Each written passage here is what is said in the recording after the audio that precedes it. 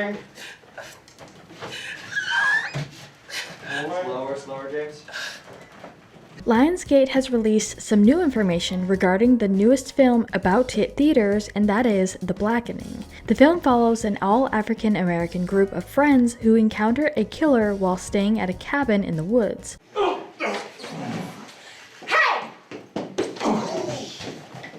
On Planet Fitness, Kame. Oh, Enter my corridor. Oh, that was nice. Just from that spot. The concept and the trailer really remind me of the Saw movies, but obviously with a twist and other specific rules with it. Today we'll be going over the behind-the-scenes moments and delving into just how this film was made. That was a good kick. Sorry.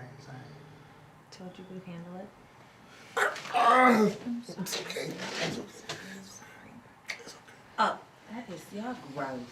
Oh my god, this is exactly how the ring started. This film is scheduled to release on June 16th, 2023. So let's go ahead and jump right into it. Right. Yeah. They're twins, show it to you. And also, it's great for you to stay in that as soon as you see the picture. It's stay in that thought. Get a manicure. But before we get into more of these moments, some trivia for you. With Lionsgate being the distributor of this film, what was their latest film to release in theaters? Actually, just recently. Leave your guesses in the comments down below and stick around to the end of the video to find out if your answer was correct. Earlier, did you have something to say about my choice of weapon? Ooh, who, me? No, Not at all. Yes, ma'am. Yeah, about that. Yeah. I only go this way, right? In the original short, a serial killer forces the group to sacrifice whoever is blackest in order to save themselves. He is gonna come in here soon if we don't give him someone. Well, Mandy is from Africa, and he is literally the blackest. And he's been hiding in the shadows this whole time. Yes, I am from Africa. But the southern part, where Charlize Theron is from. Directed by Tim Story, the film expands the concept to lampoon every other horror trope and cliche. We start with a remote house in the woods with a creepy basement.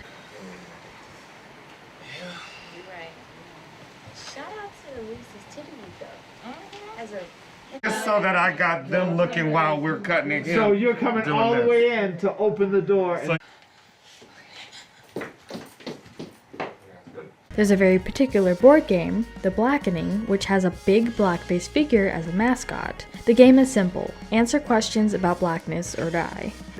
Yeah, I'll try to give it to you. yeah, I don't need it. I'm just trying to see what you need. You can aim it, then I'll say, It's all right, actually. bang, bang. And, Yeah, you know, if you grab one in there, the good thing about it, even if you're late, Look at Rick and Morty. I can put it on the same and for you to shoot. Antoinette Robertson discusses what the film brings up and why it is so important to do so.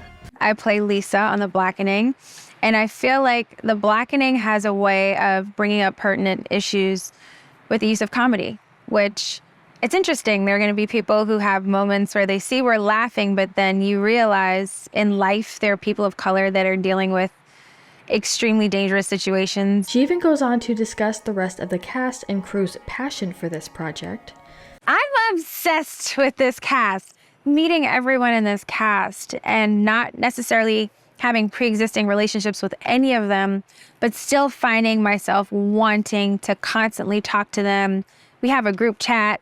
We're always like sending memes back and forth, like teasing each other, kind of in like a funny brother-sister kind of vibe. But real quick, make sure you guys check out our Instagram page linked down in the description. There's a ton of interview moments and memes, so make sure you check it out and give us a follow. And move out.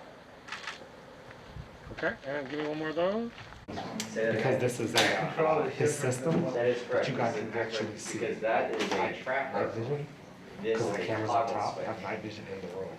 So We also get to hear from one of the story's creator, Dewayne Perkins. During the Toronto International Film Festival, Perkins told a Collider journalist about why subverting horror tropes was important to him and the movie. Excuse me. Normally the Connors only rent to White people. families. Have a wonderful stay. Got no edge. Being able to take those tropes and find exactly what makes them complex, what gives them depth, and then forcing that in the movie so that when you start watching it, you see what has been in horror movies before, and then the goal of the movie is to constantly break down your assumptions of these characters by constantly forcing depth.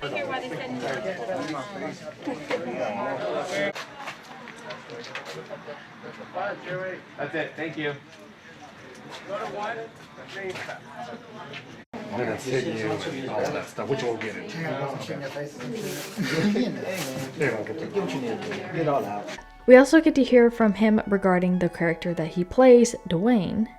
Dewayne represents basically me, because I am Dewayne, but I think like he's a writer who is struggling because the systems that he are a part of are basically telling him that who he is and what he knows isn't good. Grace Byers, who plays Allison in the film, talks about a few things, including what it's like to be in a cast like this, the friendship dynamics, and the conflict within the story. What we see a lot in films is especially when you see groups of Black people, you see friendship dynamics. And I think what's so interesting about this is that you see the kind of friendship and the depths of the friendship through conflict. Director Tim Story spells it out for what the inspiration for the film came from, of course from the short, but he gives his take on being grateful in terms of being able to create this longer form of this story and hoping that people get a few laughs when sitting down and watching the film. They made it, and they made a Tracy and Tracy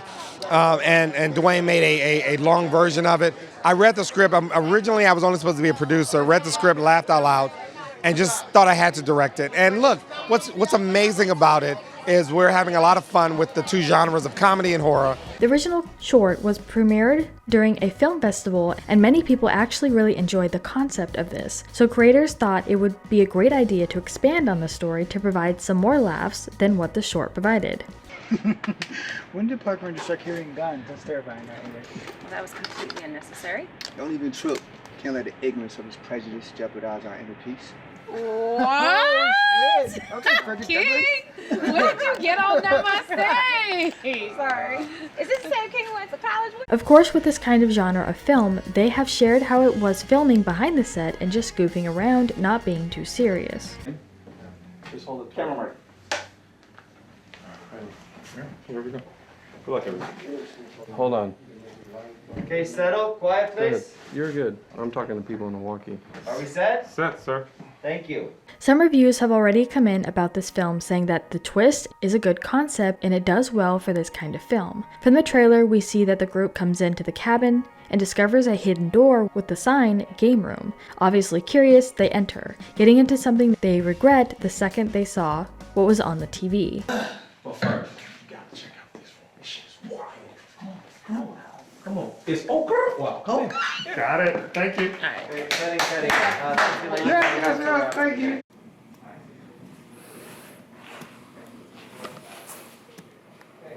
Being forced into playing this cruel game, the film takes off in a stream of random games to determine who dies first. I almost feel like it's similar to Scream in a way with a mix of the Saw games. In fact, the guy in the mask kinda has somewhat of a resemblance. And Errol?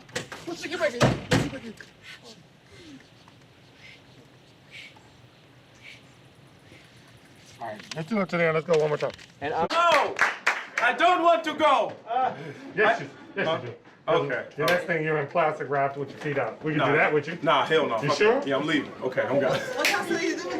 Some reviewers even compared it to the film Get Out. Friendships are tested as well as plenty of laughs to be heard along the way from either you or the characters on screen. Every slasher movie needs a good villain, and here the killer wears a blackface leather mask. So from right there, we'll just take it from X's line. Dewayne, now he feels. And we'll get one more. Still rolling. Quiet, please. Dewayne didn't look at me. It's on the nose, but this parody has about as much subtext as Scary Movie, and that's part of the fun. There are even references within the film from the Shining sketch from Key and Peele. I'm trying to vary it. You know, crazy. Even if you see it, it's like, no, we gotta get out of here. Are you ever gonna see us run this way into that one? Yes. So then when I get there, I can toss it aside. A brilliantly made comedy horror film, according to some people, and judging from the trailer, my take is it would be worth it to take a trip down to the theaters with some friends for a good laugh.